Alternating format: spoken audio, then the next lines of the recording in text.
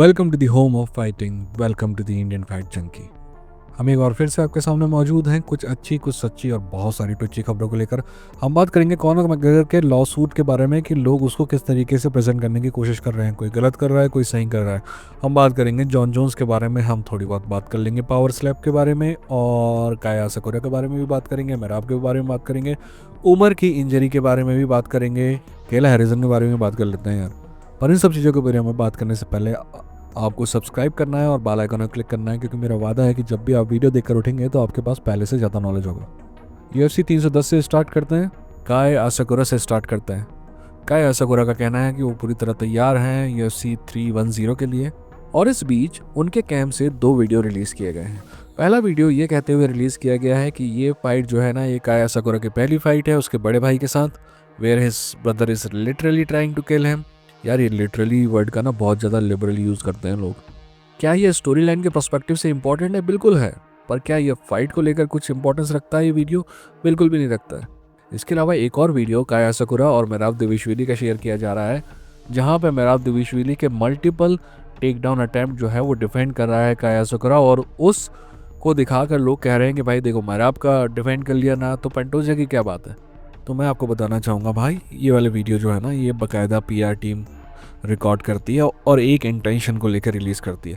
आपको क्या लगता है कि मेराब दविशविली अगर टेक डाउन कर रहा होता काया साकुरा को बार बार, तो क्या वो रिलीज़ करते? नहीं ना, क्योंकि वो अच्छा इफेक्ट नहीं डालता है, वो उनके फाइटर्स के लिए पॉजिटिव नहीं है। हमारे जैसे लोग यही कहेंगे कि भाई ऐसा है कि Kai Asakura actually much better striker than Pantoja, but अगर फाइट ग्राउंड पर जाती है तो पेंटोजा को एज है।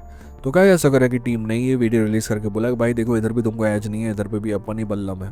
तो कौन बल्लम है या नहीं है वो तो फाइट में ही पता चलेगा। पर अगर आपको चीज़ों को समझना है ना, तो आपको वो वीडियोस नहीं देखने हैं जो एक फाइटर का कैंप रिलीज़ कर रहा है। आपको वो पुरानी फाइट्स देखनी है जहाँ पे आप फाइटर्स को परफॉर्म करते हुए देख सकते हैं, तो उनको रियल लाइफ सिचुएशन में वो कैसे फाइट करेंगे, उनके क्या रिएक्शन होंगे, उन चीज़ों को आप समझ सकते हैं। अच्छे तरीके से या फर्जी तरीके से आप राइजन की बहुत सारी फाइट निकाल सकते हैं इंटरनेट में, जहाँ आप काया साकुरा को देख सकते हैं। उनको देखिए and then make up your mind. अगली खबर केला हैरिसन को लेकर है। केला हैरिसन का कहना है कि भैया ऐसा है कि जब तक वो चैंपियन नहीं बन जाएगी ना, तब तक वो अमेंडा नूनेस को चैलेंज नहीं करेगी, क्योंकि उसके दिल में ना अमेंडा नूनेस के प्रति रिस्पेक्ट जो है ना, ठूस ठूस के भरी हुई है। अरे मेरी बहन, oh my queen, slimy like a bitch, this is pure nonsense. Why would Amanda Nunes care if you challenge her without any title? जब आपके पास टाइटल ही नहीं होगा तो अमेंडा नूनेस को क्या फ़र्क पड़ता है कि आप कुछ भी चैलेंज करें या ना करें? किसी एरे गहरे के चैलेंज से तो अमेंडा नूनेस आएगी नहीं। हाँ, अगर आपके पास टाइटल है और अच्छा पैसा ऑफर कर रहा है UFC, तो शी विल कम। और मैं बता दूं कि Amanda Nunes is not that great fighter that people think she is. उसको हमेशा पेनिया की फाइट बेहतर लगेगी केला हैरिसन की फाइट से, क्योंकि उसको लगता है कि पेनिया को वो हरा सकती है। Amanda Nunes is a made up superstar. Bullet has achieved much more than Amanda Nunes, but ऐसा है कि UFC को अमेंडा नूनेस पसंद है, तो वो ज़बरदस्ती हमारे मुंह में भी ठूसने की कोशिश करते हैं। खैर, टू बी ऑनेस्ट, अगर मैं कह रहा हूँ कि अमेंडा नूनेस इतनी बड़ी स्टार नहीं है जितनी लोगों को बताते हैं, तो मेरा मानना है कि केला हैरिसन उससे भी छोटी स्टार है और उससे भी कम अचीव किया उसने।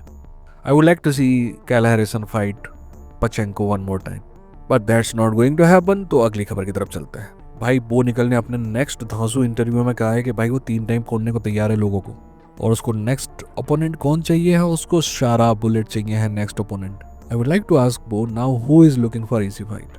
अगर आप शारा बुलेट को स्ट्राइकिंग में ही हराना चाहते हैं या फिर हराने का दावा करते हैं, तो मेरे दिल में आपके लिए थोड़ी बहुत रिस्पेक्ट हो भी सकती है।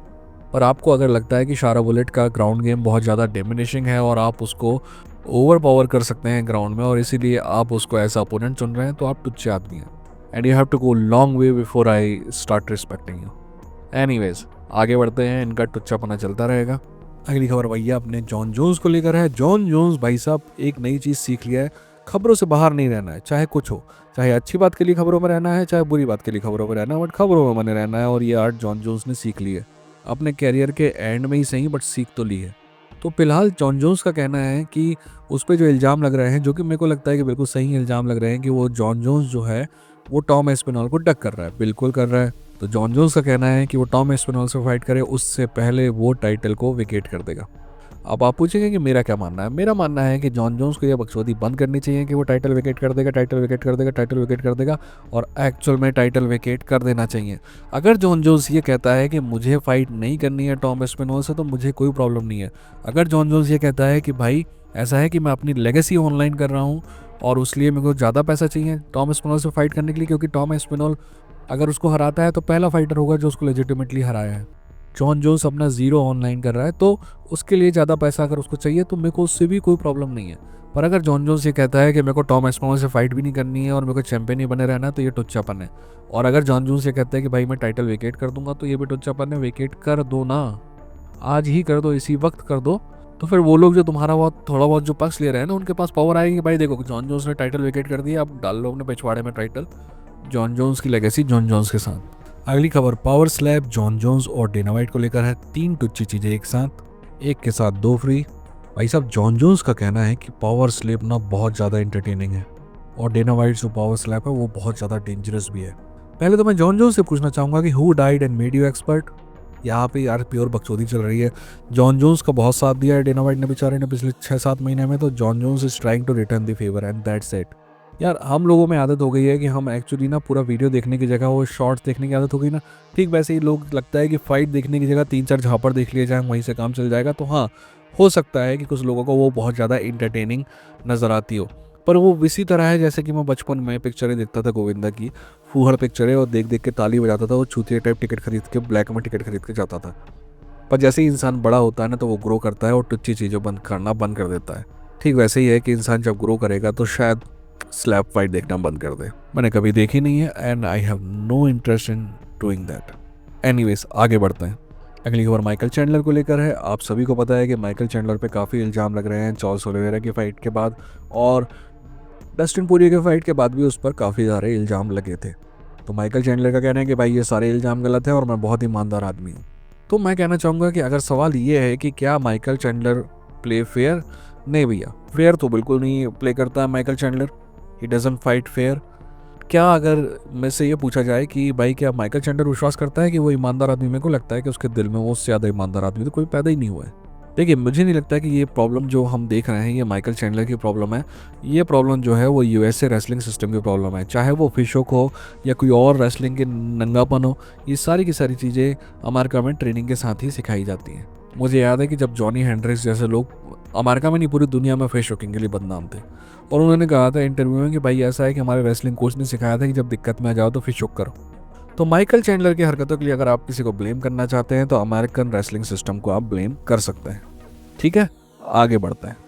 अगली खबर शौकत रखमनाव और इयान गैरी को लेकर है। इयान गैरी का मानना है भाई साहब ऐसा है कि शौकत को पहले से ही पता है कि इयान गैरी एक दिन चैंपियन बनेगा।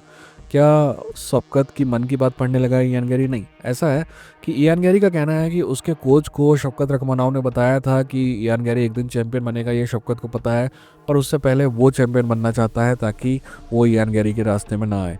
तो उस जिस टाइप की बातें इयान गैरी करता है ना, मेरे को ऐसा लगता है कि मैं जब 11 साल का था ना तो इसी टाइप की बातें करता था। मुझे लगता था कि अजूबा सबसे अच्छी पिक्चर है और फूलों के टकराने से बच्चे पैदा होते हैं, तो चुतिया होने का एक उम्र होती है। पर इयान गैरी की वो उम्र लगता है कभी ख़त्म हुई नहीं। कोई आपका दिल रखने के लिए आपकी तारीफ़ कर दे तो इसका मतलब ये नहीं है कि आप उस तारीफ़ के लायक हैं। खैर मेरे ख्याल से इयान गैरी की वाइफ को ये बताना पड़ेगा, क्योंकि she comes out as very smart woman. Maybe she can tell Ian Garry that Shafqat was just lying to make him happy. Anyways हम आगे बढ़ते हैं। अगली खबर उमर नरगोमेडोव को लेकर है। ये खबर आई है कि उमर नरगोमेडोव को एक हल्का सा फ्रैक्चर है हाथ में, और जिसकी वजह से वो he won't be able to perform in January of 2025, but after that he is available. तो ऐसा है कि कोई दिक्कत वाली बात है नहीं, मेरा आपके पास भी टाइम है और उमर के पास तो पिछवाड़ा फाड़ के टाइम है।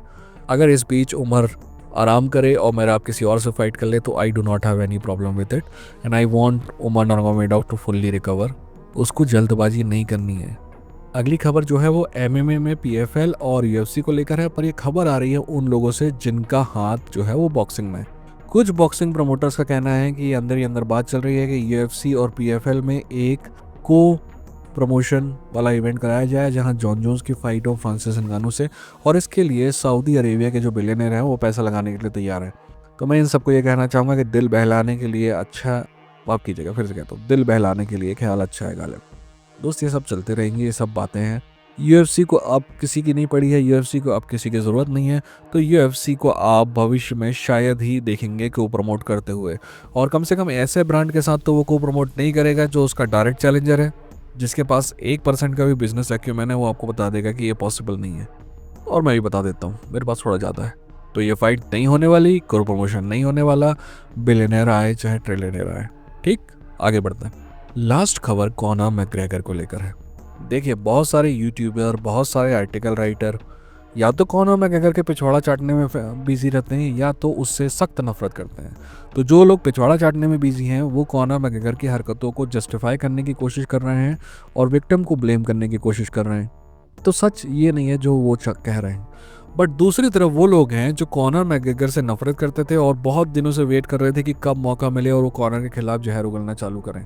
तो ये वो लोग हैं जो कॉनर मैकग्रेगर को दुनिया भर की चीज़ कहते हैं, जिसमें वो आर वर्ड का बहुत ज़्यादा यूज़ करते हैं। मेरे हिसाब से ये लोग भी सही नहीं हैं। सच इन दोनों के बीच में कहीं है। अगर आप एक्चुअली प्रोसीडिंग्स को देखेंगे, प्रोसीडिंग्स के बारे में 5 से 10 पेज के आसपास पढ़ेंगे, तो आपको समझ में आ जाएगा कि सच एक्चुअली इन दोनों के बीच में है। ना तो कॉर्नर की चाटने वाले जो आपको बता रहे हैं वो सच है, ना कॉर्नर से सख्त नफरत करने वाले आपको बता रहे हैं वो सच है। सच दोनों के बीच में है। क्या करें, तो ज़िंदगी में ना सच हमेशा ग्रे ही रहता है। ब्लैक एंड वाइट जो होती है ना, बहुत सिंप्लीफाइड चीज़ है जो कभी होती नहीं है। खैर, आप लोगों को ब्लैक एंड वाइट में देखने की ज़रूरत नहीं है। आपकी आंखें हैं, आपकी आंखों में ब्लैक एंड वाइट के अलावा भी कलर नज़र आते हैं, तो आप उस आंख से देखिए तो आपको सच्चाई पता चल जाएगी। खैर, अपना ख्याल रखिए, अपनों का ख्याल रखिए। ये था इंडियन फैक्ट जंकी। लड़ेंगे, जीतेंगे। ठीक है।